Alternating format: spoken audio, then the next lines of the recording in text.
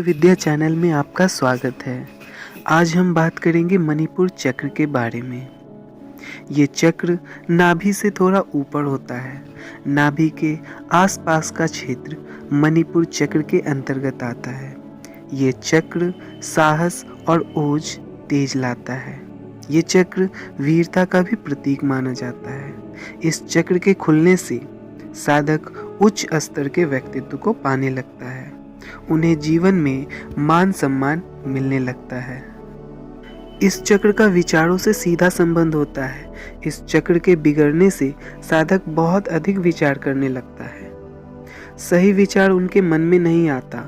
व्यक्ति negative thinker हो जाता है। चक्र के बिगड़ने से व्यक्ति सामान्य से ज़्यादा इच्छाएं रखने लगता है। उनकी असामान्य इच्छाएं उन्हें अशांत बनाए रखती है। अगर किसी मनुष्य का विचार साफ ना हो, सामान्य से ज़्यादा इच्छाएं हो जो समय समय पर बदलती रहती हों, तो उनकी इच्छाएं कभी पूरी नहीं होती, ना ही उनका लक्ष्य सिद्ध होता है, क्योंकि इस तरह से उनका अवचेतन मन प्रकृति को गलत संकेत भेजता है, जिससे उनकी विशेष इच्छाएं और लक्ष्य कभी सिद्ध नहीं होता। क्योंकि जो हम प्रकृति को देते हैं, प्रकृति की ओर से वही चीज़ हमारी ओर आता है। चक्र के बैलेंस होने से व्यक्ति में कॉन्फिडेंस, मोटिवेशंस का स्तर काफ़ी बढ़ जाता है।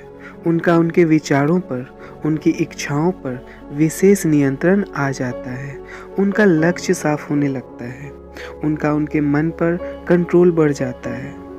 इस तरह से साधक भौतिक और आध्यात्मिक जीवन में प्रगति करता चला जाता है।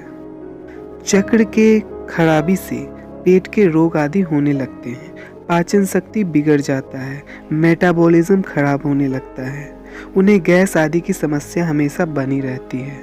किसी चीज़ को पचने में बहुत कठिनाइयाँ होती है। ये अग्नि का क्षेत्र है और अग्नि हर चीज़ का हवन कर सकती है। उसमें हविस हो सकता है, चाहे वो हविस विचारों का ही क्यों ना हो। इसमें विचारों का भी हवन किया जा सकता है।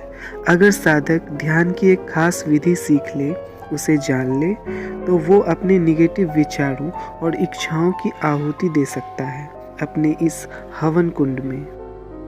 वे सभी अग्नि में तपकर भस्म हो जाते हैं। पूरे शरीर में अग्नि तत्व का संचालन यहीं से होता है, जिससे शरीर में किसी भी मौसम में एक गर्माहट बनी रहती है। इसके कारण हम लोग जिंदा हैं, क्योंकि अग्नि पंच तत्वों में से एक है। रक्त आदि की समस्याएं इसी चक्र के बिगड़ने से होती हैं। इस चक्र को संतुलित करने से शरीर में अग्नि तत्व का संतुलन आ जाता है। पित्त, रक्त आदि के रोगों में इससे राहत मिलती है। अब जानते हैं इस चक्र के स्वरूप के बारे में। इसमें 10 पंखुड़ियां होती हैं। इसका बीज मंत्र रंग होता है। इसका सिंबल, इसका प्रतीक ऊर्ध्वमुखी या अधोमुखी त्रिकोण होता है, जो लाल सियाह अग्नि के समान दिखता है। अगर इसका भी, इस सिंबल का भी ध्यान किया जाए तो इस चक्र में बैलेंस आ जाता है। इस चक्र की ऊर्जा बढ़ जाती है। हमारे शरीर में 5 तरह की वायु होती है, जिसमें व्यान, उदान, प्राण, समान, अपान वायु होते हैं। इस चक्र के द्वारा समान वायु का नियंत्रण होता है। आगे इस 5 वायु पर भी चर्चा होगी। तंत्र के क्षेत्र में इस चक्र की कुछ विशेष साधना करने से साधक को वायु गमन की भी सिद्धि मिल जाती है। और इस चक्र की साधना करने से साधक का संकल्प बल सिद्ध हो जाता है। वो अपनी संकल्प से कुछ भी कर सकते हैं। यहाँ तक कि सठ कर्म भी किया जा सकता है, जिसमें मारण, मोहन, वशीकरण, उच्चाटन आदि होते हैं। तो ये थी इस चक्र की कुछ विशेष सिद्धियाँ। अब जानते हैं कि अगर ये चक्र बिगड़ जाए तो इसे बैलेंस कैसे किया जाता है। बिगड़े हुए चक्र को बैलेंस करने के लिए रम बीज मंत्र का जाप किया जा सकता है। इससे चक्र बैलेंस हो जाता है। इस चक्र पर नियमित ध्यान लगा सकते हैं। त्रिकोण आकार की वस्तु जिसका रंग लाल स्याह हो, जो अग्नि के समान दिखती हो, उसका मन में ध्यान करने से इस चक्र को ताकत मिलती है। धूप में बैठकर ध्यान करने से इस चक्र में विशेष लाभ पहुंचता है। हम पीले रंग की वस्तुओं का उपयोग कर सकते हैं। पीले रंग की वस्तुओं को खाने में उपयोग कर सकते हैं, जिससे इस चक्र में बैलेंस होती है और ऊर्जा आती है। सूर्य देव की उपासना करने से भी लाभ होता है।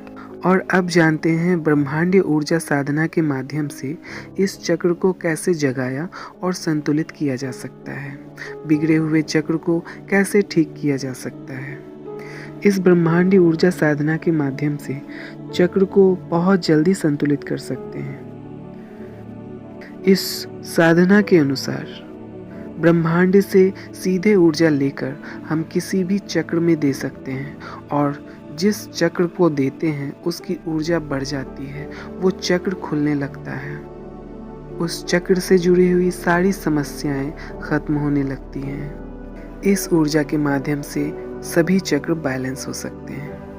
तो ये साधना प्रकृति का बहुत बड़ा उपहार है। गुप्त विद्या के माध्यम से इस तरह की साधना को सीखने के लिए हमें संपर्क करें। आज के लिए इतना ही। वीडियो अच्छा लगे तो लाइक कीजिए, सब्सक्राइब कीजिए, शेयर कीजिए। आपका दिन मंगलमय हो और शुभ हो। धन्यवाद।